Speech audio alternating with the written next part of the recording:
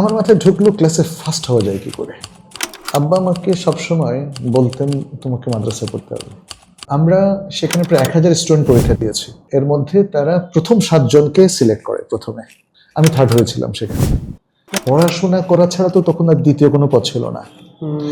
তখন নকল বলে কোনো জিনিস ছিল না, মানে আব্বার কাছে যেটা শুনেছি। তো ফলে পড়াশোনাটাই তাদের একমাত্র হাতিয়ার, যে আরেকজনের থেকে ভালো রেজাল্ট করার জন্য। আর এই পড়াশোনার জন্য তারা অনেক পড়াশোনা করতো, ভোর রাতে উঠে পড়াশোনা করতো। আসসালামু আলাইকুম ওয়া রাহমাতুল্লাহি ওয়া বারাকাতুহু। বিসমিল্লাহ ওয়াস সালাতু ওয়াস সালামু আলা রাসূলিল্লাহ ওয়া আলা আলিহি ওয়া সাহবিহি আজমাইন। সুম্মা আম্মা বাদ। Welcome to Awakening Talks with Thought Leaders. আমরা অনেক দিন পর আবার আরেকটি পডকাস্ট নিয়ে এসেছি এবং this time we have my sheikh, our sheikh Dr. Manzoor Ilahi Hafizahullah, and I personally আমি নিজেই অনেক excited because it's a great opportunity for me, and I believe inshallah bi'idhnillah that Allah accepts this and আমাদেরকে যেন আল্লাহ তৌফিক দান করেন যে এই পডকাস্টটা থেকে, এই ছোট কিছু ডিসকাশন থেকে আমরা যেন বেনিফিটেড হতে পারি। সো আর বেশি কিছু বলার চেয়ে শেখ, আসসালামু আলাইকুম। ওয়ালাইকুম আসসালাম ওয়া রাহমাতুল্লাহ, বারাকাল্লাহ ফিক। বারাকাল্লাহ ফিক। শেখ, আজকের এই সেশনটা I really want to keep it really casual, and আমাদের সবসময় যেটা হয়ে গেছে যে আপনাদের সাথে আমাদের সম্পর্কটা হয়ে গেছে যে শেখ এটা কিভাবে করব, এটা কি হালাল নাকি হারাম, which is of course needed because আপনারা আমাদেরকে গাইড করবেন, আপনাদের থেকে আমরা এনলাইটেন হব। বাট আই ফিল আপনাদের সাথে আমাদের পার্সোনাল কানেকশনটা, অথবা আপনাদেরকে আমাদের আপনাদের ব্যাপারে জানা আরো, so that we feel more connected to you and the other scholars, এটা অনেক বেশি দরকার। সো সেদিক থেকে চিন্তা করে আজকের আমাদের এই সিটিংটা প্ল্যান করা। Sheikh, we want to know about you. Maybe আমরা সবকিছু অবশ্যই কভার করতে পারবো না, maybe we will need more sessions যেখানে আমরা আপনার প্রত্যেকটা লাইফের স্টেপস গুলোকে আমরা আরো জানতে পারবো, but will try to cover few things and benefit from them. Sheikh, so প্রথমেই যদি আমি আপনাকে জিজ্ঞেস করি, just to start our journey with you in this discussion, Sheikh, a bit about your background, like আপনি কোথায় আপনার জন্মগ্রহণ, পড়াশোনাটা কিভাবে শুরু, এন্ড জি, আলহামদুলিল্লাহ ওয়াসসালাতু ওয়াসসালামু আলা রাসূলিল্লাহ ওয়া আলা আলিহি ওয়া আসহাবিহি ওয়া মাওয়ালা। ধন্যবাদ সাবেক, একটা অজানা বিষয় নিয়ে কথা অবতারণা করার জন্যে। আমি ইনফ্যাক্ট পিস টিভি বাংলায় আমাদের পড়াশোনার life, early life, educational life নিয়ে কথা বলেছিলাম। সেখানে আমার সাথে আর অন্যরাও ছিলেন, আমাদের যারা বন্ধুরা ছিলেন তাদের অনেকের সাথেই আমরা এটা নিয়ে কথা বলেছি। তো আজকে যেহেতু তুমি আমাকে বলেছ যে আমার কিছু কথা, যে আমি কিভাবে পড়াশোনাটা শুরু করলাম, কোথা থেকে শুরু করলাম, এরকম কিছু বলার জন্যে, আমার যতটুকু মনে পড়ে গ্রামেই ছিলাম 7 বছর বয়স পর্যন্ত। 7 বছর, হ্যাঁ, গ্রামে আমার যতটুকু মনে পড়ে যে আমার মা আমাকে বলেছেন যে তিনি স্কুলে ভর্তি করাবেন, এবং স্কুলে আমি ক্লাস 1-2-তে পড়ি নাই, বাড়িতে পড়াশোনা করেছি। একসাথে আমাকে ক্লাস 3-তে মনে হয় ভর্তি করিয়েছিলেন, এতটুকু মনে আছে। আমার এখনো মনে আছে আমাদের গ্রাম মির্জানগর, নাটেশ্বর ইউনিয়ন, সোনাইমুড়িতে। তো সেখানে খেলার কথা আমার মনে আছে। স্কুলের ক্লাসের কিছু কিছু দৃশ্য অস্পষ্ট মনে আছে, ক্লাস 3। এরপরে আমরা সে বছর ঢাকা চলে আসি। ঢাকা, আজিমপুর, পলাশী এই এরিয়াতে আমরা থাকতাম, এবং সেখানে একটা প্রাইমারি স্কুলে আমি ভর্তি হই। 4-5 এই দুটো ক্লাস পড়ি। আমার বাবা ছিলেন হাফেজ এবং তিনি কামিল পাশ, মাদ্রাসায় সর্বোচ্চ ডিগ্রি তার ছিল। ইমাম এবং খেতাবতের দায়িত্ব তিনি পালন করতেন ঢাকা বিশ্ববিদ্যালয়ে। সেই হিসাবে ঢাকা বিশ্ববিদ্যালয় কোয়ার্টারে আমরা থেকেছি। আব্বা আমাকে সবসময় বলতেন তোমাকে মাদ্রাসায় পড়তে হবে। তো উনি এতভাবে বলতেন এবং তার মাদ্রাসা লাইফের কথাগুলো এত সুন্দর করে আমাকে বলতেন, গল্প শোনাতেন, তখন আমিও স্বপ্ন দেখতাম আমিও পড়ব। তা আব্বা আপনি কোথায় পড়তেন? উনি আমার নানার বাড়িতে, অর্থাৎ যেটা টুমচর লক্ষ্মীপুর, তখন টুমচর মাদ্রাসা ছিল খুবই বিখ্যাত একটা মাদ্রাসা, যে যদিও সেটা আলিয়ার পরীক্ষাগুলো দিত, বাট সেখানে পড়াশোনাটা হতো প্রাইভেট মাদ্রাসাগুলোর মতো, মাদ্রাস আহলিয়া বা কওমিয়া যেগুলো বলা হয় সেগুলোর আদলে।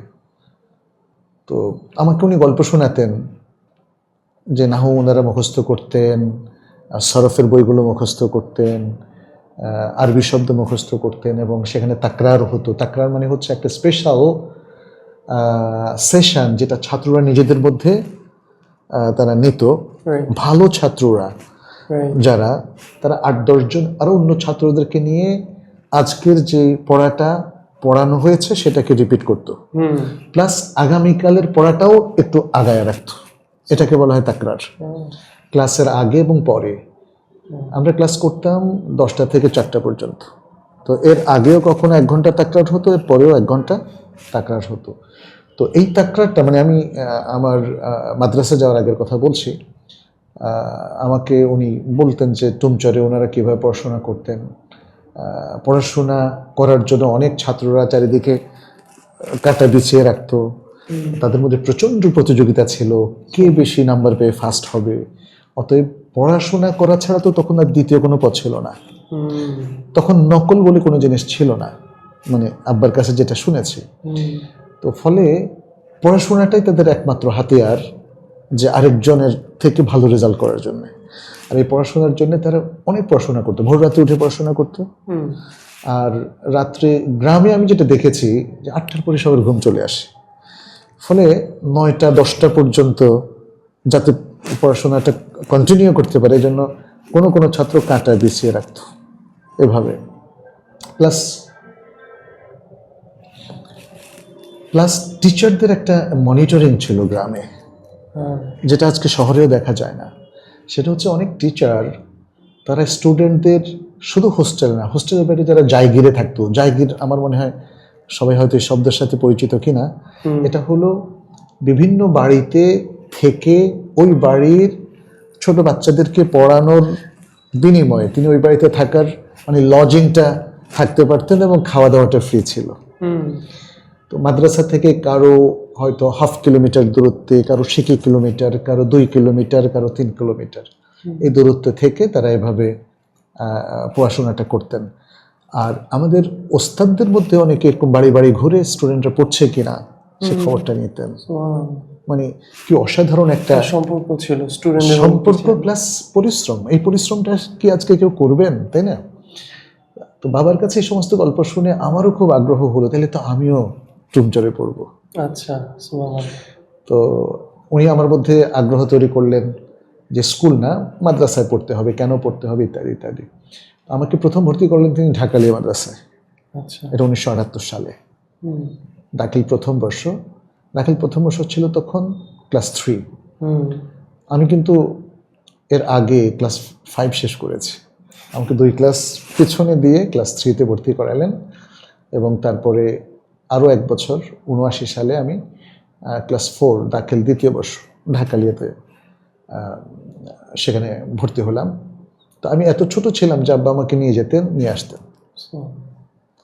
ইউনিভার্সিটি কোয়ার্টার ছিল সলিমুল্লাহ হলের সাথেই, আর হেঁটে যেতে খুব বেশি সময় লাগতো না, 10 মিনিট। কিন্তু আব্বা অধিকাংশ সময় আমাকে রিক্সা নিয়ে যেতেন। রিক্সা ভাড়া ছিল 1 টাকা। এখন শুনে অনেকে অবাক হবে না, 1 টাকা রিক্সা ভাড়া। এটা বহুদিন, আমার মনে হয় এই 2 বছর 78 এবং 79 সালের এই সারাটা সময় ধরে 1 টাকা ছিল। আসার ভাড়া 1 টাকা, যাওয়ার ভাড়া 1 টাকা। তো এরপরে এই 2 বছরে আমি আব্বার কাছেই পড়াশোনা করলাম। মাদ্রাসায় পড়াশোনা যাই হতো, ওনার কাছে উর্দু শিখলাম, আরবি গ্রামার শিখলাম, প্রাথমিকভাবে হাতে খড়ি যেটাকে বলে, মিজানুস সারফ বা অন্য অন্য পড়াশোনা শিখলাম।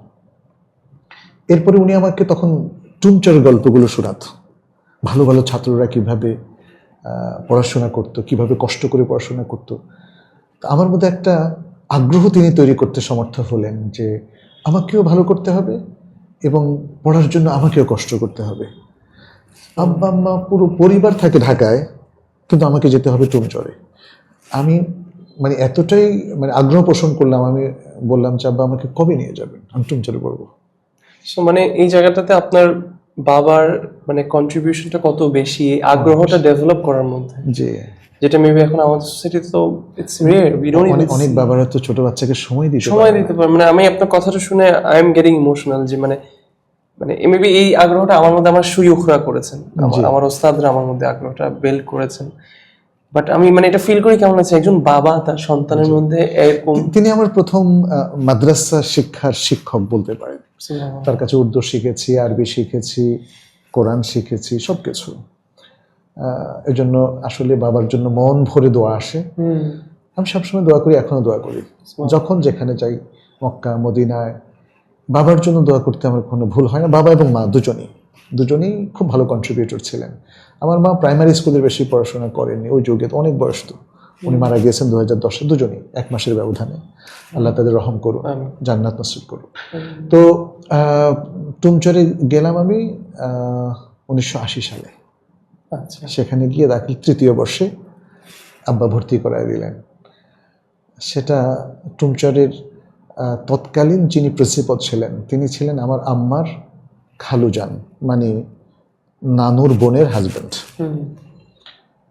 এর আগে ছিলেন আমার নানা, তার আগে ছিল নানার শ্বশুর, মানে আম্মার নানা।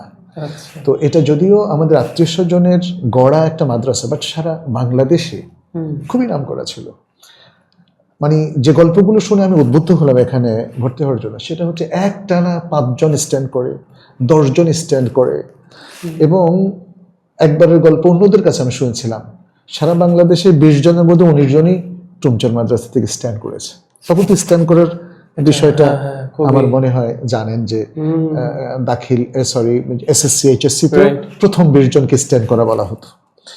তো মানে এত ভালো রেজাল্টের একটা মাদ্রাসায় পড়ার জন্য আমারও খুব আগ্রহ ছিল যে ওই মাদ্রাসায় পড়লেই ভালো ছাত্র হওয়া যাবে, ওই মাদ্রাসায় পড়লেই জ্ঞান আসবে। তো এখানে খুব ইন্টারেস্টিং ব্যাপারও আছে। আমি প্রথম যখন গেলাম, এটা শীতকাল, তখন জানুয়ারি মাস, নানার বাড়িতে বেড়াতে গেলাম। সেখান থেকে আব্বা নিয়ে গেল আমাকে টুমচর মাদ্রাসা। ওখানে হঠাৎ দেখলাম অনেক ছাত্র, মনে হয় টিফিন টাইম এরকম হবে। আমার তখন পাজামা পরা ছিল, একটা পাঞ্জাবি পরা ছিল, বুঝাই যাচ্ছে আমি হয়তো ঢাকা থেকে বা বাইরের থেকে এসেছি। কারণ লোকাল ছেলেরা সেখানে লুঙ্গি পরতো আর পাঞ্জাবি পরতো। আচ্ছা, এখন আমার পাজামা এবং পাঞ্জাবি দেখে ওরা বুঝতে পেরেছে ঢাকা থেকে। তো আমি শুনলাম যে কিছু ছেলে বলা বলি করছে, ঢাকা থেকে আসছে তো থাকবে না, চলে যাবে। এটার কোনো মানে শানে নজুল নাই, জাস্ট ওরা বলছে, বলা বলি করছে।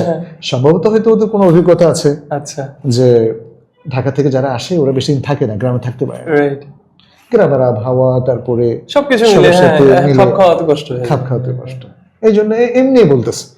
আমি মনে মনে বলছি আমি থাকবো, মনে মনে একটা জিদ কাজ করবো, মনে মনে মনে বলছি, কাউকে বলি আমি থাকতে এসেছি, আমি যেতে আসি নাই। তারপরে তো আমাকে আব্বা ভর্তি করায় দিলেন, ক্লাস করাও শুরু করলাম। আলহামদুলিল্লাহ, প্রথম বছর মনে আছে আমাদের কিছু ওস্তাদ যিনি শারহেমিয়াতে আমিল পড়াতেন, এটা ছিল ফার্সিতে, আবার কোনোটা ছিল আরবিতে, ওনারা তর্জমা করতেন উর্দুতে। তো যাই হোক, অভ্যস্ত হয়ে গেলাম। আমার মাথায় ঢুকলো ক্লাসে ফার্স্ট হওয়া যায় কি করে। তো এই যে মাথায় ঢুকলো, কিভাবে ঢুকলো আমি ঠিক জানি না। সম্ভবত আব্বা যে আমাকে উদ্বুদ্ধ করতেন ভালো ছাত্র হতে হবে, পড়তে হবে, সেখান থেকেই এই চিন্তাটা ঢুকলো আর কি। আমি এখনো অবাক হচ্ছে যে কিছু জিনিস আল্লাহর পক্ষ থেকে কিভাবে একটা মার্সি আসে। আমি যেটা 88 সালে মদিনা যাওয়ার পর দেখলাম সবাই নোট করছে, সেটা কিন্তু আমি বাংলাদেশে শুরু করলাম 80-81 সালে। ক্লাসগুলোতে কিছু কিছু ক্লাস আমি নোট করে ফেলতাম, কারণ আমাদের কিছু কিছু ওস্তাদ এত ভালো ছিলেন, এত ভালো করে বোঝাতেন, মনে হয় যেন আমি সব বুঝতে পেরেছি। তো যা বুঝতে পেরেছি সেটা লিখে রাখতাম।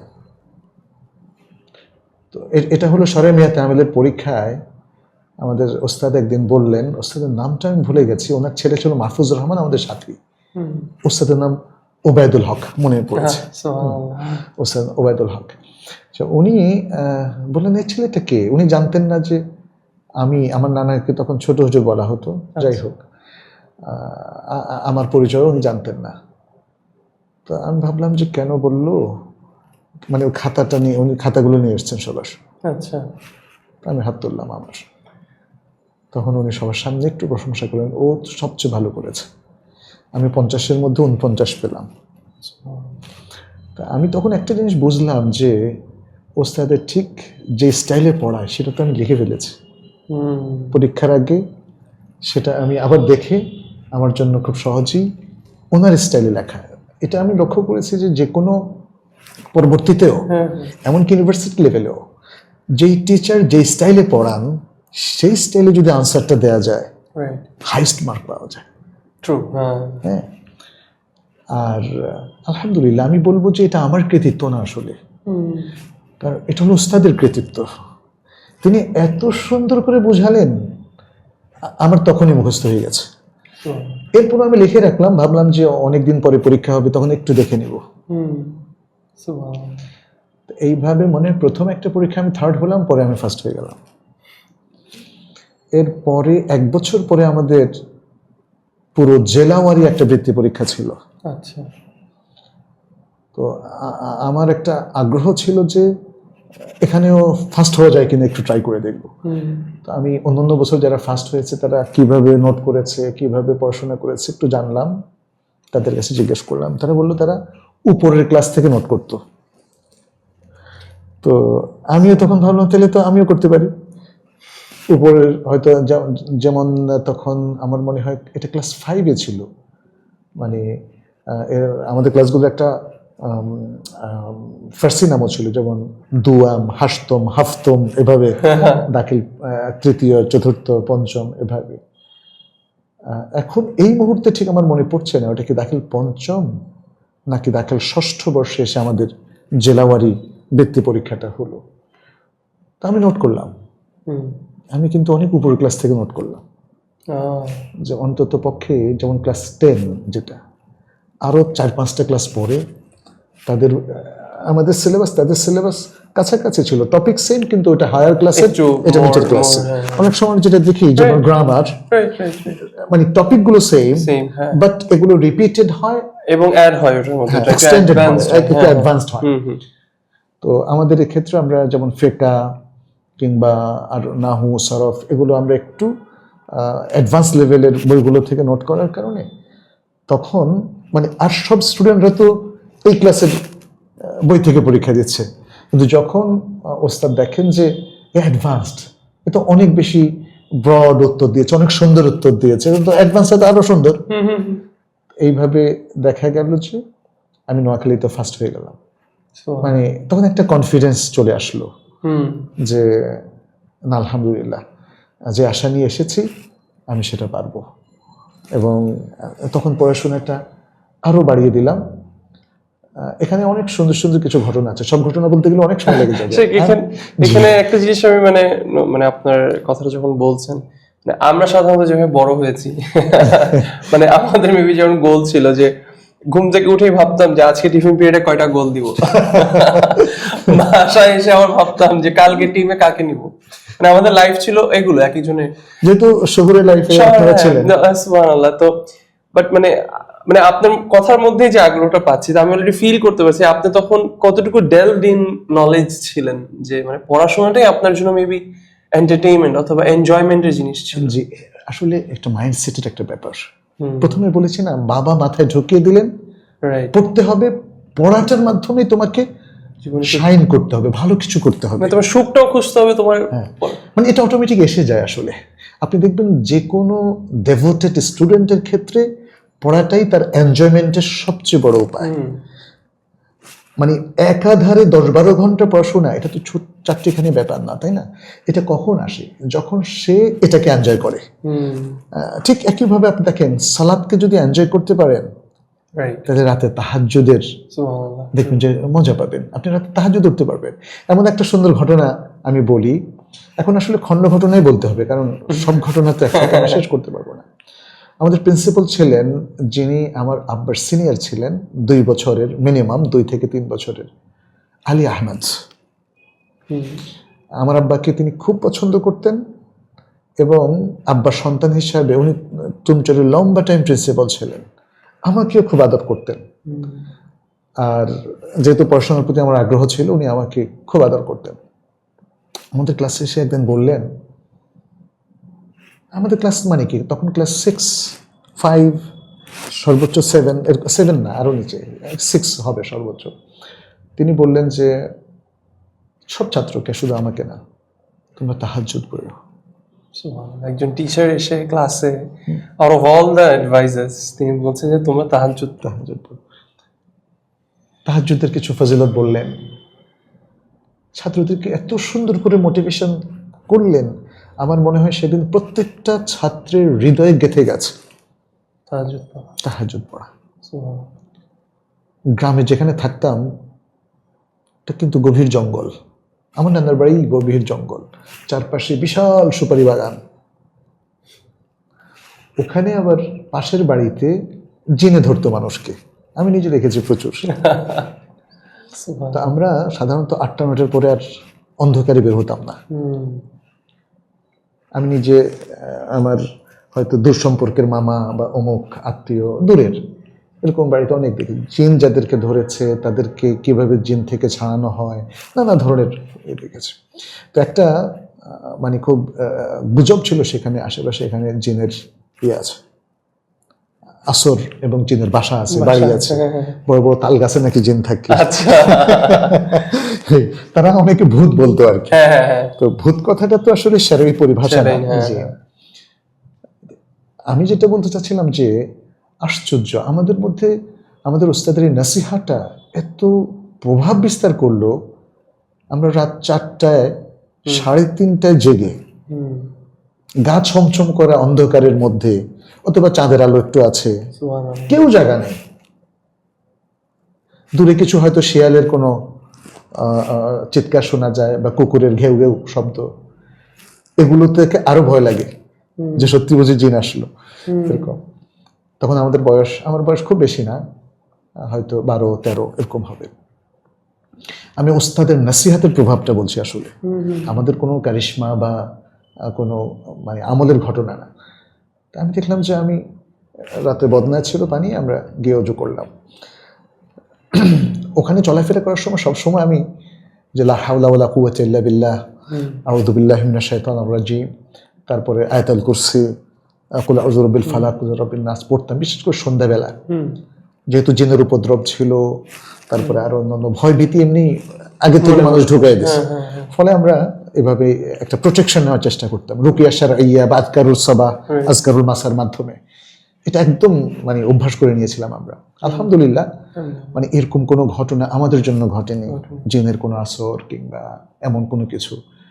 আর আরেকটা জিনিসও করতাম, সবসময় অজুর মধ্যে থাকার চেষ্টা করতাম, এই একটা বিষয়। তো এত রাত্রে আমার নিজে ভয় করতেছিল প্রথম দিন, মানে বের হব কি হব না। আমার নামও ছিলেন বাড়িতে, আর তেমন পুরুষ কেউ ছিল না, উনি তো অনেক বৃদ্ধা মহিলা। তা আমি বের হয়ে দরজা খোলা রেখে অজু করলাম, চারিদিক ঝিঝি ফোঁকা বা এরকম অবস্থা। তো অজু করে এসে আমরা তাহাজ্জুদ পড়লাম। এভাবে মোটামুটি বেশ অনেক দিন পরে ক্লাসে খবর নিয়ে দেখলাম যে অনেক ছাত্ররা তাহাজ্জুদ পড়তেছে এই বয়সে, তাই না? তখন একটা জিনিস আমার মনে হলো যে আমাদের ওস্তাদ নিজেও তাহাজ্জুদ পড়েন, আসলে তিনি নিজেও তাহাজ্জুদ পড়েন, ফলে তার কথার প্রভাবটা এই কিশোর হৃদয়ে পর্যন্ত একটা আন্দোলন সৃষ্টি করলো। এটা হলো তারবিয়াতের একটা চমৎকার ফর্মুলা, যেটা আজকে আমাদের অনেক শিক্ষকের মধ্যে হয়তো নাই। তারা যা আমল করতেন সেভাবে নাসিহা করতেন, তাদের নাসিহা আসতো অন্তর থেকে, ভালোবাসা থেকে। আমি আরেকটা কথা বলি, আমাদের আলী আহমদ ওস্তাদ এর আগে ওস্তাদ ছিলেন, যখন আমি ভর্তি হওয়ার সময় যিনি ছিলাম, যখন ছিলাম, আমার আরেকজন, ওনার নাম হচ্ছে হাফিজুর রহমান, উনি আমার আম্মার খালু ছিলেন। তো আমাদের মাদ্রাসার সব স্টুডেন্ট মনে করতো যে এই প্রিন্সিপাল ওস্তাদ আমাকে সবচেয়ে ভালোবাসে। এইটা খুব, আমি এটা একদিন দেখলাম, আমি মনে করতাম আমাকে উনি সবচেয়ে ভালোবাসে, কারণ আমি যখনই ঢাকা আসতাম, মঞ্জুর আসো, বসে একটু আদর করতো, একটু চাটা খাওয়াতো। আদর খুব নৈতিক আদর, আমি এখানে ক্লিয়ার করে দিচ্ছি। সুন্দর একজন পবিত্র মানুষ পবিত্র শিশুকে যেভাবে আদর করে সেভাবে। তো এজন্য ওনার প্রতি শ্রদ্ধা ছিল। একজন আমলদার মানুষ, অত্যন্ত, দেখতেও নাকি এত ফর্সা, এত সুন্দর মানুষ ছিলেন। তোমার টাকা আছে কিনা, সাথে তোমার টাকা আছে কিনা, টাকা লাগবে কিনা। তো এরকম একটা ইয়ে হলে তো আমরা সবসময় বলি টাকা লাগবে। ছোট্ট মানুষ আমরা, আমাদের তো কিছু টাকা হলে ভালোই হয়, তাই না? তো উনি এটা ধার দিতেন, হয়তো আমি বলতাম 50 টাকা হলে চলবে। তখন লক্ষ্মীপুর থেকে ঢাকার ভাড়া এরকমই ছিল, 20 টাকা 25 টাকা, এরকম অনেক কম। আমার ঠিক এক্স্যাক্টলি মনে নাই যে ঠিক কত টাকা, তবে আমার মনে হয় এরকম, মানে 20 টাকা 25 টাকার বেশি না। আমার বাবা প্রতি মাসে 200 টাকা পাঠাতেন আমার জন্য, এনাফ হতো হাত খরচ বা সবকিছু মিলাইয়া, বইপত্র খাতা কিনা। তো ওস্তাদের থেকে কখনো আমি 100 টাকা, কখনো 150 টাকা, কখনো 50 টাকা নিতাম। এটা তো একটা মানে অভাবনীয় ব্যাপার। আমি ওনার কাছে চাই নাই, উনি আমাকে ডেকে বলল তোমার টাকার প্রয়োজন আছে কিনা। এটা হলো বাড়িতে আসার সময়, ছুটির সময়। এটা ছাড়াও কিন্তু মাঝে মাঝে ডেকে জিজ্ঞেস করতেন তোমার কোনো প্রয়োজন আছে কিনা, পড়াশোনা কেমন চলছে। এই দিকগুলো এত ভালো লাগতো। এই কারণেই একটা ধারণা সৃষ্টি হয়েছে উনি আমাকে অনেক বেশি স্নেহ করেন। পরে আমি অন্য স্টুডেন্টদের সাথে যখন কথা বললাম, বুঝি ওস্তাদ আমাকে ভালোবাসে। উনি মানে সেই ছেলে বলতেছে তাকে সবচেয়ে নাকি ভালোবাসে, মানে তাকে আদর করে, তাকে যাওয়ার সময় টাকা দেয়। আরেকজনের কাছে শুনি তাই। তার মানে উনি সবার সাথে এমন, সবার সাথে। যেভাবে সাহাবীরা বলতেন যে সবাই মনে করতেন যে রাসূলুল্লাহ সাল্লাল্লাহু আলাইহি ওয়াসাল্লাম আমাকে মনে হয় সবচেয়ে বেশি ভালোবাসে, আর সবাই এরকম। এটা একটা অসাধারণ অভিজ্ঞতা। আমি বিদেশে একবার গেলাম, এটাতে আমাদের একজন ভাই, উনি আমেরিকা থাকেন, ডক্টর আমিনুল ইসলাম, ওনার বাসায় কিছুদিন ছিলাম এবং ওনার বাচ্চা যেখানে পড়তো আমি সেখানেও গেলাম। উনি আমাকে বললেন ওই স্কুলের প্রিন্সিপাল সবার আগে স্কুলে আসেন, এবং এটা প্রতিদিন, একদিন না। এবং উনি প্রত্যেক স্টুডেন্টকে গ্রিটিংস জানাতে থাকেন, এবং এই 600 বা 650 স্টুডেন্ট প্রত্যেকের নাম জানেন। তাই আমি বললাম বাহ, হোক আমেরিকা, কিন্তু জিনিসটা তো সুন্দর, জিনিসটা তো সুন্দর। তো তার চেয়েও ভালো জিনিস পেলাম আমি টুমচর মাদ্রাসা আমাদের প্রিন্সিপালের কাছে। সব ছাত্র তাকে ভালোবাসে, সব ছাত্র মনে করে, মানে সব ছাত্রকে তিনি টাকা দেন, তাকে ফেভার করেন, তাকে দেশে যাওয়ার সময়, দেশ থেকে আসার পরে আবার তার খোঁজ খবর নেন। এটা তো আরো বেশি, তাই না? এটা তো শুধু নাম বলে বলে ঢোকানো না, আরো বেশি। এরকম অসাধারণ আসলে একটা লাইফ। আমি আরো আরো অনেক সুন্দর ঘটনা আছে আমার এই টুমচরের লাইফে। মানে আপনার, মানে আমরা যদি এটাকে এডুকেশনের পার্সপেক্টিভ থেকে দেখি, ধরেন আমাদের সমাজে এখন পড়াশোনার বিষয় নিয়ে আমরা কথা বলি, আমরা সাধারণত we are worried about the book, hour books, we are worried about the curriculum, we are worried about this and that, maybe the classroom. কিন্তু এই যে আপনার এতক্ষণ পর্যন্ত মানে যতটুকু গল্পটা শুনলাম, এক আপনার বাবার প্রভাব আপনার পড়াশোনার জীবনে, সেকেন্ড এই যে আপনার এই টিচারের কথাটা আপনি বলছেন, যেমন আমি যদি এটার সাথে একটু রিলেট করি, যেমন আমি আমার দেশের এরকম এক্সপিরিয়েন্স আছে, বাট শেখ আব্দুর রাজ্জাক আল বাদারের সাথে এই এক্সপিরিয়েন্সটা, মানে সবাই এই কথাটা বলে যে মানে শেখ আব্দুর রাজ্জাক আল বাদারের কথাটা এত বেশি এফেক্টিভ হওয়ার একটা বড় কারণ আমরা দেখেছি, মানে আমি আমার চোখে দেখেছি ওনার দার্সে, উনি দার্সটা শুরু করার আগে ওনার চলাফেরা, দার্সটা শেষ করে উঠে গাড়ি পর্যন্ত যাওয়া, মানে ওয়াক দ্য টক, সুবহানাল্লাহ। আর ওইটার প্রভাবটা আমাদের উপর যেভাবে মানে পড়েছে, এখনো পড়ে যাচ্ছে সবসময়। তো ইট ইজ অ্যাকচুয়ালি, মানে আমরা এই জিনিসগুলো আসলে মিস করে ফেলি আমাদের জীবনে। এটা তো হচ্ছে রিয়েল এডুকেশন, যেটা আমরা পড়ছি এখন থিওরি, টেক্সট পড়ছি, এবং এটার উদ্দেশ্য হচ্ছে ভালো রেজাল্ট করা এবং সার্টিফিকেটের অধিকারী হওয়া। কিন্তু আমাদের আগের টিচাররা, ইভেন মদিনার টিচাররা, আমি তো এই প্রসঙ্গে এখনো কিছু বলিনি, আসবো সেখানে ইনশাআল্লাহ। মানে সুবহানাল্লাহ, আমি ফরচুনেট এনাফ ছিলাম to have such kind of teachers. I am proud of being students of such kind of teachers. তো এখানে টুমচরের আরো অনেক উস্তাদদের কথা, সেখানে সেখানে টিচারদের মানে লকব হতো তিনি যে এলাকা থাকেন সেখানে, যেমন কালীর চর, আচ্ছা লক্ষ্মীপুর তো চরের এলাকা, হ্যাঁ সাতচর, কালীর চর, পেয়ারাপুর ইত্যাদি। পেয়ারাপুরের ওস্তাদ, কালীর চরের ওস্তাদ, এরকম। আবার ফাজল সাহেব ওস্তাদ উনি একজন বিখ্যাত ব্যক্তি ছিলেন, অত্যন্ত মেধাবী, রেয়ার মেধাবী। উনি দেবন থেকে পড়াশোনা করেছেন। মানে এখানে একটা জিনিস আমি বলে রাখি, আসলে ওই টাইমে বাংলাদেশের বিভিন্ন মাদ্রাসাগুলো ন্যাচারালি অথবা সাধারণভাবে আলিয়া নেসাব, এদেশের যে ট্রেডিশনাল নেসাবগুলো আছে সেটাই তারা পড়াতেন। সেটা নিয়ে আমি মানে হয়তো মানে যেমন ধরেন ইসলামের অন্য দিকগুলো, মাসালাগত দিকগুলো নিয়ে আমরা পরে কথা বলবো, বাট আমরা যে আখলাকটা পেয়েছিলাম ওস্তাদদের কাছে এটা অসাধারণ। আমাদের ওস্তাদরা আমাদেরকে সব ওস্তাদরা খুব স্নেহ করতেন। ফাজল সাহেব ওস্তাদ যিনি, উনি অনেক সিনিয়র, আমার আব্বারও অনেক সিনিয়র ছিলেন। আচ্ছা তো এটা তো 80 সালের ঘটনা, অনেক আগে, 80, 81, 82। ওই ওস্তাদ আমাদেরকে এত মানে পছন্দ করতেন, সকালবেলা বাড়িতে এসে আমাদেরকে পড়াতেন। ওই বাড়িতে বেশ কয়েকটা মানে বাড়ি ছিল, পরিবার ছিল, সকল পরিবারে একজন করে স্টুডেন্ট ছিল। তা আমরা কয়েকজন সেখানে পড়তাম। তো ওনার কাছ থেকে আমরা এত জ্ঞান শিখেছি, বিশেষ করে আরবি গ্রামার। আরেকজন ওস্তাদের কথা না বললেই নয়, ওনার নাম ছিল ওস্তাদ এরশাদুল্লাহ। আমি যাওয়ার 1 মাসের মধ্যেই আমাকে বলা হলো, তুমি নাহু সরফে যদি ভালো হতে চাও তাহলে এরশাদুল্লাহ ওস্তাদের কাছে যাও। আমরা ভর্তি হলাম ওনার কাছে, এটা হচ্ছে এক্সট্রা টাইমে, আচ্ছা ক্লাসের পরে এক্সট্রা টাইম। উনি আমাদেরকে সরফ পড়াবেন প্রথমে। আচ্ছা 40 জন স্টুডেন্ট আমরা শুরু করলাম। এরপরে পড়াবেন নাহু, এরপরে বিভিন্ন বইগুলো। আচ্ছা কি পড়াবেন উনি আমাদের সরফের সমস্ত সিগাগুলো মুখস্থ করায় দেবেন। আচ্ছা এবং এটা রসা বুঝাই দিবে। এটা ছিল কমিটমেন্ট। ওস্তাদ নিজে আমাদেরকে এটা বলেছেন, বলছে তোমরা ধৈর্য ধরে আমার সাথে পড়ো, ইনশাআল্লাহ তোমরা সরফের মাস্টার হয়ে যাবা। আচ্ছা, এখানে একটা জিনিস আমরা যেটা দেখলাম, ড্রপড আউট হওয়া। স্টুডেন্টরা ধীরে ধীরে ড্রপড আউট হতে থাকলো। যেদিন সরফের শেষ দার্সটা আমরা নিলাম, সেদিন আমরা ছিলাম 2 জন, আমি এবং হাফিজ রুহুল আমিন নামে একজন। আচ্ছা আমরা 2 জন। উনি বয়সে আমার থেকে অনেক বড় ছিলেন, সিনিয়র স্টুডেন্ট, বাট উনি হাফেজ হওয়ার কারণে আমাদের সাথে ভর্তি হয়েছেন।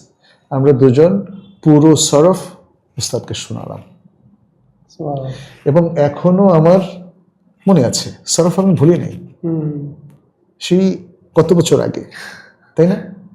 45 বছর আগে, এখনো ভুলি নাই।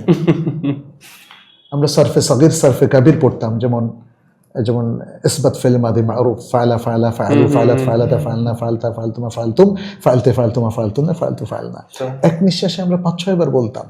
এটা উনি বাধ্য করেছিলেন আমাদেরকে, যে তুমি যদি এক নিঃশ্বাসে কয়েকবার বলতে না পারো তাহলে এটা মুখস্থ বলে না।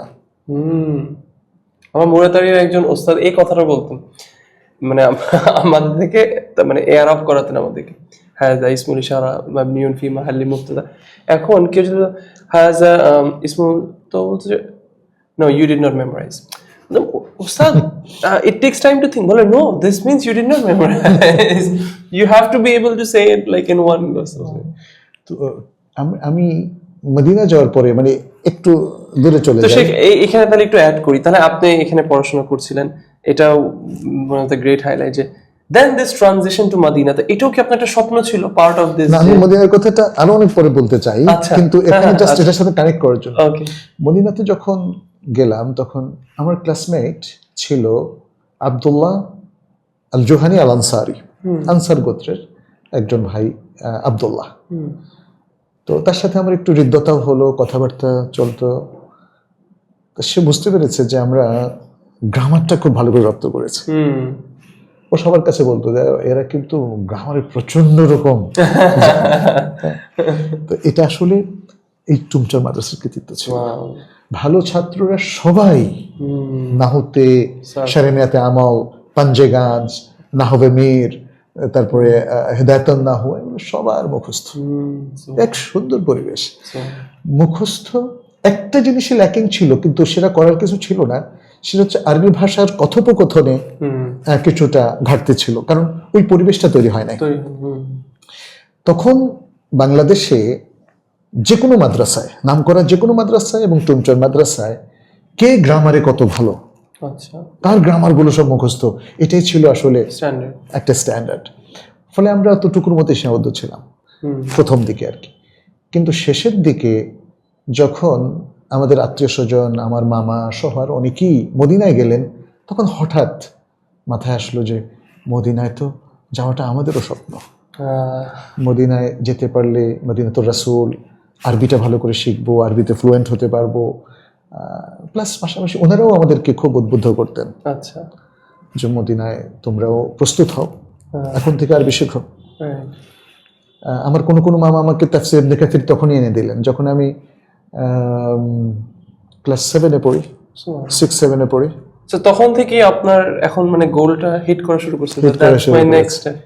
দাখিলের আগেই আমরা বলা বলি করতাম, আল্লাহর কাছে দোয়া করি একটা জিনিস যেন মদিনা চান্স পাই। তো এখানে যেটা বলছিলাম, যেমন কালিরচরের হুজুর বা ওস্তাদ আমরা বলতাম, পেয়ারপুরের ওস্তাদ, এক একজন নাহু পড়াতেন, কেউ আদব পড়াতেন। কালিরচরের ওস্তাদ উনি পড়াতেন আদব, বাকুরাতুল আদব সহ পরবর্তীতে আদবের উচ্চতর বইগুলো। এদের পড়ানোটা ছিল খুব সিরিয়াস, এদের পড়ানোর মধ্যে স্নেহ ঝরে পড়তো। ফলে আমরা যারা সিরিয়াস স্টুডেন্ট ছিলাম, আমরা তাদের থেকে পরিপূর্ণ ইস্তেফাদা দিতে পেরেছি, বেনিফিটটা নিতে পেরেছি। আমার কাছে মনে হয় এই জিনিসগুলো এখন ল্যাকিং। এখনকার এডুকেশন সিস্টেমটা অনেকটাই খাপছাড়া হয়ে গেছে। মানে আগের মতো সেই ইনটেক এডুকেশন সিস্টেমটা নেই। রাসূল সাল্লাল্লাহু আলাইহি ওয়াসাল্লামের এডুকেশন সিস্টেমটা কিন্তু ইনটেক ছিল এবং সেখানে তালিম এবং তারবিয়াত দুটো ছিল। নবী সাল্লাল্লাহু আলাইহি ওয়াসাল্লাম যখন শেখাতেন, তার শেখানোর সাথে সাথে তার মাহাব্বাটাও ছিল। মানে আমি যে টিচিংটা দিচ্ছি, টিচিং এর মধ্যে মাহাব্বাটা ইন্টিগ্রেটেড। ফলে পুরো টিচিংটাই স্টুডেন্টদের হৃদয়ে প্রবেশ করত। এই কারণে সাহাবাদের মধ্যে কি আমল আমরা পাই, আমরা দেখছি যে ওনারা নবী সাল্লাল্লাহু আলাইহি ওয়াসাল্লাম থেকে শিখেই আবার আমল করেন, আবার নতুন এলেম নেন, আবার আমল করেন। তার মানে হচ্ছে এটাকে প্র্যাকটিক্যাল বলা হয়। আমরা জানি যে তালিমটা হলো থিওরিটিক্যাল এডুকেশন আর তারবিয়াটা হলো প্র্যাকটিক্যাল এডুকেশন। অ্যাক্টিভিটি বেসড হতে পারে, মানে নানাভাবে। যেমন যেটা দেখেন, আমাদের ওস্তাদ কিন্তু বেতের ভয় দেখায়নি, যেটা তাহাজ্জুদের নাসিহাটা করলেন, কিন্তু দেখেন এই নাসিহাটা প্র্যাকটিক্যাল হয়েছিল না। আমাদের স্টুডেন্টরা এত ছোট কিশোর বয়সী স্টুডেন্টরা, ওরা কেন বাড়িতে গিয়ে পড়লো? তাও ওই রাতে ওই ভয়, রাতের এই ভয়ের মধ্যে গ্রামে। এটা কিন্তু একটা চিন্তার বিষয়। কিন্তু মানে কোন সাইকোলজি কাজ করেছে, কি মোটিভেশন কাজ করেছে, কি এমন প্রেরণা আমরা পেলাম যে আমরা এমন একটা সুন্দর মানে নাসিহাকে আমলে রূপান্তরিত করলাম। আজকে আমাদের ওস্তাদরা আমাদেরকে ভালো হয়ে যেতে বলে, দুর্নীতিমুক্ত জীবনযাপন করতে বলে, আমাদের শিক্ষাবিদরাও বলেন, বাচ্চাদেরকে বলে তোমরা সিগারেট পান করো না। কিন্তু কি দেখছি আমরা আজকে, তাই না? আমাদের শিক্ষা ব্যবস্থায় আধুনিকায়ন হয়েছে, কিন্তু ভালোবাসাটা উঠে গেছে, সিনসিয়ারিটিটা এখন এখানে মিসিং, তারবিয়া তো নাই। ফলে আজকের এডুকেশনটা একদল প্রজন্মকে তৈরি করছে। আপনি তাদেরকে জেনজি বলতে পারেন বা একদম নতুনদেরকে আলফাও বলতে পারেন, বাট আমার মনে হয় তাদেরকে যেভাবে প্রপারলি এডুকেশন দেওয়া দরকার, এটা জেনজি কিংবা আলফাদের দোষ আমি বলছি না, বরং এদেরকে যদি ঠিক মতো তারবিয়া দেওয়া যায়, এরা আমাদের আশা ভরসার জায়গা, তাই না? আমরা এডুকেশনটাকে আবার আগের ডেভোশনের জায়গাতে নিয়ে যাই। আজকে আমাদের অবজেক্টিভ বেসড যে এডুকেশন, যেখানে আমাদের বিভিন্ন ধরনের আউটকামিং থাকবে, গোলস থাকবে, অবজেক্টিভস থাকবে, তাই না? এগুলোর সাথে সমন্বয় করে আমরা এডুকেশন ব্যবস্থাকে মোর প্র্যাকটিক্যাল করে গড়ে তুলবো, এতে কোনো সমস্যা নেই। কিন্তু এটা করতে গিয়ে তো আমরা যদি মানে সিনসিয়ারিটি শূন্য করে ফেলি, অথবা এখানে কোনো ডেভোশন নাই, এখানে কোনো প্রাণ নাই, ভালোবাসা নাই, এখানে শিক্ষক এবং স্টুডেন্টের মধ্যে ওই মাহাব্বাটা নাই, সম্প্রীতি নাই, তাহলে তো এই এডুকেশনটা তো আমার মনে হয় না যে একটা চমৎকার জেনারেশন তৈরি করবে, তাই না? আমরা দেখেছি রাসূল সাল্লাল্লাহু আলাইহি সাল্লামের জন্য গোটা সাহাবায়ে কেরাম এত ভালোবাসা কিভাবে পোষণ করতেন বলেন? রাইট, ইনফ্যাক্ট উনি তো যেটা চাচ্ছিলেন তা ওনাদের থেকে that was more of sacrifice, hardship, pain. Exactly. তোমার নিজের দেশ ছেড়ে চলে যাও, তোমার মানে ওয়াইফ ইসলাম মানতেছে না, ছেড়ে চলে যাও, ছেড়ে চলে যেতে হচ্ছে, মাইগ্রেট করতে হচ্ছে, মানে শাশুড়ি দিচ্ছে না, মেবি বউয়ের শাশুড়ি দিচ্ছে না স্বামীকে, বাচ্চাকে আটকে রাখছে, কান্না করে তাও মদিনায় চলে যাচ্ছে। মানে আপনি যে কোনো দিক থেকে দেখেন না কেন, নবী সাল্লাল্লাহু আলাইহি সাল্লামের শিক্ষার প্রভাবটা অতুলনীয় এবং অসাধারণ। দেখেন তিনি কিভাবে নামাজ শিখিয়েছেন, যে সবাই নামাজটাকে এনজয় করতো, আর নামাজের মধ্যে দুনিয়ার কোনো খবর তাদের থাকতো না। হ্যাঁ, এটা একটা দেখার বিষয়, তাই না? সিয়ামটা তাদেরকে রীতিমতো প্রত্যেক সাহাবাকে মুত্তাকি করে গড়ে তুলেছিল। মানে এই যে প্রত্যেকটা ইন্ডিভিজুয়াল ইবাদা, এটা তার আখলাকিয়াত, তার মোরালিটি, তার আকীদা, তার চিন্তা চেতনার উপরে মারাত্মক ইতিবাচক প্রভাব, বিশাল ইতিবাচক প্রভাব বিস্তার করেছে। তা আজকে শিক্ষাটা করছে না কেন? আজকে শিক্ষিত মানুষ এত দুর্নীতির মধ্যে সম্পৃক্ত হয় কি করে, তাই না? আমার মনে হয় এগুলো নিয়ে একটু চিন্তা করতে হবে। আমরা ছোট সময়ে দেখেন, তখন আমি আরেকটা জিনিস করতাম, যখন আমাদের টেস্ট পরীক্ষা কিংবা দাখিলের পরীক্ষাটা ঘনিয়ে আসছে, আমার মনে আছে আমার 3-4 বছর থেকে আমি ভালো স্টুডেন্টদের লাইফ স্টাইলগুলো পড়তাম। পত্রিকায় প্রতি বছর রেজাল্ট আউটের পরে আচ্ছা স্ট্যান্ড করে স্টুডেন্টদের ওরা কিভাবে পড়তো, আচ্ছা, ওদের প্রিয় ব্যক্তিকে, হ্যাঁ, ওরা কিভাবে এত ভালো রেজাল্ট করলো, এগুলো পড়তাম। মানে একটা আগ্রহ কাজ করতো যে কিভাবে আসলে আমি নিজেকে আরেকটু ইমপ্রুভ করতে পারি, পড়াশোনায় আরেকটু ভালো হতে পারি, এবং সব দিক থেকে নিজেকে আরো সুন্দর সুসংগঠিত করতে পারি। তো এরকম একটা জিনিস আলহামদুলিল্লাহ, একটা এনভায়রনমেন্ট যেমন পেয়েছি, বাবা মা গুড প্যারেন্টিং তারা দিয়েছিলেন, তার মানে তারাও গুড প্যারেন্টস ছিলেন আলহামদুলিল্লাহ। আমাদের শিক্ষকদের কাছ থেকেও আমরা অনেক অনুপ্রেরণা পেতাম, এবং তারা আমাদেরকে গাইড করতেন, ক্লাসের পড়াশোনার বাইরেও গাইড করতেন, কিভাবে ভালো হওয়া যাবে, কিভাবে কি হওয়া যাবে ইত্যাদি। শেখ, তাহলে মানে মানে এখানে এতটুকু শুনেই তো খুবই ইন্সপায়ার হচ্ছে আপনার এনভায়রনমেন্ট সবকিছু।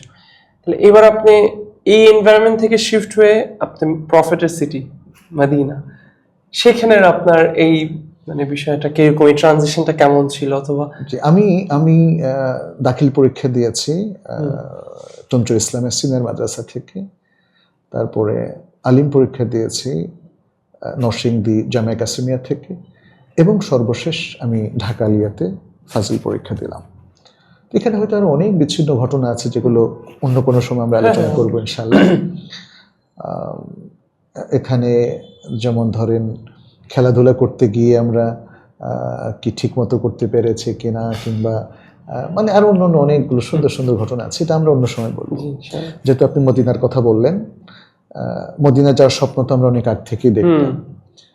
1988 সালে আমরা মদিনা ইউনিভার্সিটি থেকে যে টিমটা এসেছিলেন, তখন প্রতি বছর, আচ্ছা 80 সাল বা তারও আগ থেকে প্রতি বছর একটা টিম আসতো।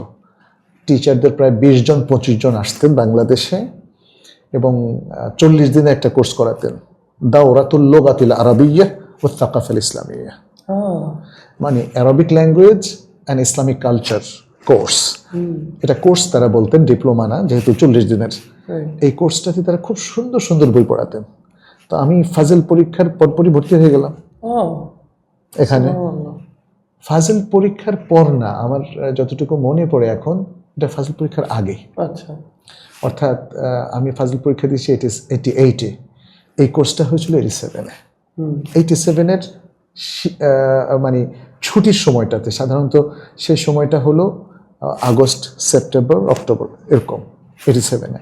তো আমরা 40 দিনের কোর্সটা করলাম, আর ওস্তাদদের সাথে উঠা বসা করলাম, খুব এক্সাইটেড ছিলাম আমরা। আচ্ছা, মাঝে মাঝে তাদের সাথে দেখা করতে যেতাম, তারা উদ ব্যবহার করতো, উদ, এটার গন্ধ কি যে সুন্দর, আপনি জানেন এটা খুব দামি একটা আতর, আরবদের কাছে প্রিয়। দ্বিতীয় যে জিনিসটা ভালো লাগতো, ওনারা খেজুর খাওয়াতেন আর গাওয়া, কফি, আরাবিয়ান কফিকে গাওয়া বলা হয়। তো আমরা মাঝে মাঝে ওস্তাদদের সাথে ক্লাসের পরে বললাম, ওস্তাদ যাবো আজকে আপনাদের সাথে, লোভ ছিল, একটু খেজুর খাবো আর গাওয়া খাবো। এভাবে তাদের সাথে একটা আন্তরিকতা গড়ে উঠেছে। অবশ্য আমাদের সিলেকশনটা ভিন্ন, আচ্ছা, আমরা সেখানে প্রায় 1000 স্টুডেন্ট পরীক্ষা দিয়েছি। এর মধ্যে তারা প্রথম 7 জনকে সিলেক্ট করে। প্রথমে 1000 জন থেকে প্রথম 7 জন? প্রথম 7 জন। আমি থার্ড হয়েছিলাম সেখানে। ইয়া সালাম, সুবহানাল্লাহ, আলহামদুলিল্লাহ। আলহামদুলিল্লাহ। তো যাই হোক, আমরা পরবর্তী বছর যখন আসলো, আমাদের একজন ওস্তাদ তিনি ইন্টারভিউ নেওয়ার জন্য আসলেন। আচ্ছা, তিনি গত 2-3 বছর বাংলাদেশে কয়েকবার এসেছেন। হুম, প্রফেসর ডক্টর জায়েদ মোহাম্মদ গানেব আল জুহানি। হুম, প্রফেসর ডক্টর জায়েদ মোহাম্মদ গানেব আল জুহানি। আল জুহানি এই গোত্রটা কিন্তু মদিনার গোত্র এবং এটা আনসার গোত্র। আচ্ছা, তো তিনি আরবি ভাষার শিক্ষক ছিলেন হুম, সেই বছর, এবং তার পরের 2-3 বছর তিনি খুব ভালো ভালো স্টুডেন্টদেরকে বাংলাদেশ থেকে নিয়েছেন। আচ্ছা, যাই হোক, আমরা 7 জন সেবার মনোনয়ন পেলাম। লম্বা টাইম ধরে আমাদের ইন্টারভিউ নিলেন হুম। এবং খুব খুশি হলেন। পরে জানিয়ে দিলেন যে তো ইউ আর সিলেক্টেড। পুরো আরবিকে আরবিকে, ইন্টারভিউ, পুরো আরবিকে? পুরো আরবিকে। সুবহানাল্লাহ। আমরা তো 40 দিন ও ক্লাস হ্যাঁ, করেছি না, রাইট, রাইট। এমনি তো আগে থেকেই আরবি চর্চা করতাম, But speaking ইবনে টা- কাসির এবং আরো অন্যান্য বই পড়তাম আমরা। তখন আরবি বইগুলো এত অ্যাভেলেবল ছিল না। ঢাকার চক বাজারে কয়েকটা দোকানে পাওয়া যেত। আমরা এগুলো থেকে সংগ্রহ করতাম আরবি শেখার জন্য। তারপরে আমার নানা, চাচা, আব্বা এদের কিছু পুরান বই ছিল, ওগুলো আমরা মানে বাড়ির সংগ্রহশালা থেকে সংগ্রহ করেছি। হুম, ওনাদের হয়তো ট্রাঙ্কে ছিল, পাটাতনে ছিল, সেগুলো বের করে আমরা পড়তাম। মানে আগ্রহ যে যাই পাই একটু পড়ে নিজেকে মানোন্নয়ন করা। হুম। এখন তো সব অ্যাভেলেবল, আপনি দেখেন লক্ষ লক্ষ পিডিএফ কিন্তু এখন কিন্তু আচ্ছা। আমাদের মান উন্নয়ন হচ্ছে না। মানোন্নয়ন হচ্ছে না। আমরা আমাদের কুলিয়াতুল কোরআনে 6 লক্ষ বইয়ের একটা ডিজিটাল লাইব্রেরি করেছি। 6 লক্ষ, 600,000। এগুলো এখন অ্যাভেলেবল, কিন্তু ছেলেরা পড়ে না। তারপরে আপনি ইউটিউবে লক্ষ লক্ষ লেকচার পাবেন পৃথিবীর বড় বড় শায়েখদের, এগুলো শোনে না। অথচ এগুলো যদি শোনে, অন্তত 1 মাস শুনলে একজন আরবিতে ফ্লুয়েন্ট হয়ে যায়। হ্যাঁ। তো যাই হোক, আমরা তো আরবিও শেখার চেষ্টা করতাম, পাশাপাশি 40 দিনের কোর্স করলাম ওস্তাদদের সাথে, তাদের ফুল আরবিক লেকচার শুনলাম, তারপরে তাদের সাথে আরবিতে কথাবার্তা বলার চেষ্টা করতাম। এভাবে পরের বছর আমাদের আরবিতে ইন্টারভিউ দিতে কোনো অসুবিধা হয় নাই, সিলেকশন হয়ে গেল। সিলেকশন হয়ে গেল। ওই বছরই চলে যেতে হলো? ওই বছর আমার যেতে অনেক দেরি হয়েছে। আমি মানে 4 মাসের মধ্যে 3 মাস পরে গিয়ে 1 মাস ক্লাস পেয়েছি। যে কোনো কারণেই হোক আমার লেট হলো, বাট আলহামদুলিল্লাহ তারপরেও চেষ্টা করে পরিশ্রম করে আমরা মোটামুটি পাস করলাম আলহামদুলিল্লাহ। এবং এরপরে আমি জাস্ট সংক্ষেপ করি, হয়তো আজকে তো অনেক লং টাইম কথা বললাম, আমরা হয়তো আরেকটা সেশনে কোনো একসময় কথা বলবো। আমি 88 থেকে 92 পর্যন্ত, 92 জুনে আমি কুলিয়া পাস করলাম। কুলিয়া হলো ব্যাচেলর, 4 ইয়ার্স ব্যাচেলর ডিগ্রি। তখন বাংলাদেশে 3 ইয়ার্স অনার্স ছিল, কিন্তু বাংলাদেশে পরবর্তীতে 4 ইয়ার্সটা চালু হলো। 92-তে আমি মাস্টার্সে চান্স পেলাম, পঞ্চম বাংলাদেশি হিসাবে। মানে এখানে খুব দ্রুত 1 মিনিটে শেষ করি। তারপরে আমি 96-তে শেষ করলাম মাস্টার্স, 4 বছর। ওখানে মাস্টার্স একটু লং ডিউরেশন, 4 বছরের মধ্যে শেষ করতে হবে। কেউ যদি 3 বছরের মধ্যে শেষ করতে চায়, ওকে 4 বছর। এক্সটেনশন নিলে তার রেজাল্টটা আবার একটু ডাউন হবে। এক্সটেনশন আমি নেই নাই, কখনোই এক্সটেনশন। তো 96 সালে আমি সাবমিট করেছি, পাশ করলাম। 97 সালে আমি পিএইচডির জন্য অ্যাপ্লাই করলাম এবং আলহামদুলিল্লাহ প্রথম বাংলাদেশি হিসাবে আমি সেখানে চান্স পেলাম। শেখ, তো আপনি বাংলাদেশে, মানে এটা বলছি ইনশাআল্লাহ maybe this can be the last, এবং আমরা অবশ্যই, মানে আমি ফার্স্টে মনে করেছিলাম মেবি অল্প সময় we can go very deep, but এখন মনে হচ্ছে we have to make part 2, 3 ইনশাআল্লাহ, এন্ড উই উইল ইনশাআল্লাহ। সো শেখ, আপনি দেশের শেখদের সাথে যে একটা এক্সপিরিয়েন্স বললেন আপনার ওস্তাদদের সাথে, এই যে আপনাকে একটা তাহাজ্জুদের নসিহত এরকম কিছু, শেখ এরকম একটা এক্সপিরিয়েন্স আপনার মদিনার ওস্তাদদের সাথে? হ্যাঁ, সুবহানাল্লাহ, মদিনার অনেক ভালো ভালো ওস্তাদ আমরা পেয়েছি। আমাদের আকিদার ওস্তাদদের মধ্যে ছিলেন যেমন ডক্টর আব্দুল আজিজ আশ-শিবল, ডক্টর আব্দুল মোহসেন আল আব্বাদ, মদিনার বিখ্যাত শায়েখ। তারপরে ডক্টর সুলাইমান আর রোহাইলি, উনি আমাদের প্রত্যেকে 2 বছর 3 বছর করে আমাদের ওস্তাদ ছিলেন। এছাড়াও আরও অনেক ছিলেন, ডক্টর হামাদ হামদিয়া সাঈদী, তারপরে অ্যারাবিকের ওস্তাদ ছিলেন, তারপর অ্যারাবিকের ওস্তাদ ছিলেন অধিকাংশ মিশরি, আর আকিদার ওস্তাদ ছিলেন সব সাউদি। তারপরে তাফসির ওস্তাদ ছিলেন ডক্টর আব্দুল আজিজ আল কারি। মূলত উনি যতটুকু জেনেছি উনি বোখারা থেকে এসছেন। ডক্টর আনিস মোহাম্মদ তাহের, উনিও বোখারিস্তানের, পরবর্তীতে সৌদি, এবং আমাদের খুবই ফাসিহ একজন ওস্তাদ ডক্টর আনিস তাহের। তারপরে মোহাম্মদ বিন মাহমুদ মুখতার আমার সবচেয়ে প্রিয় ওস্তাদ। আর আমি ওনার লেকচার যখন শুনি এবং আপনার লেকচার যখন শুনি, I get the connection, similarity. উনি ওনার আখলাক, ওনার ইলম, ওনার এলকা, এই সব কিছু আমার কাছে অসাধারণ ভালো লাগতো। আমরা ওনাকে 3 বছর শিক্ষক হিসেবে পেয়েছি। উনি সৌদি আরবের হায়াত কেবারুল উলামারও সদস্য ছিলেন দীর্ঘদিন, এবং উনি সারা সৌদি আরবে দাওয়াতি কাজ করতেন, লেকচার দিতেন। তার লেকচারে আমার দেখা 15-16 বছরের মধ্যে যতগুলো হালাকা সেশন হারামাইনে আমি দেখেছি, তার লেকচারে ছিল সবচেয়ে বেশি মানুষ। আমি তার লেকচারে অনেক মানুষকে অঝরে কাঁদতে দেখেছি। এটা আমাকে অনেকে বলেছে। এবারও আমাকে মক্কায় একজন, আমার মনে হয় যেন তার মুখ থেকে কথা বের হয় না, তার হার্ট থেকে কথা বের হয়। এই কথা এক্সাক্ট সবাই বলে। আল্লাহ আল্লাহ, আমি খুবই ভাগ্যবান যে এমন ওস্তাদদেরকে পেয়েছি, যে ওস্তাদদেরকে প্রাণ ভরে ভালোবাসতাম। শ্রদ্ধা এক বিন্দু এখনো কমে নাই। তাদের কাছে আমরা শুধু এলেম শিখি নাই, আকীদা শিখেছি, তাদের কাছে আখলাক শিখেছি। সুবহানাল্লাহ।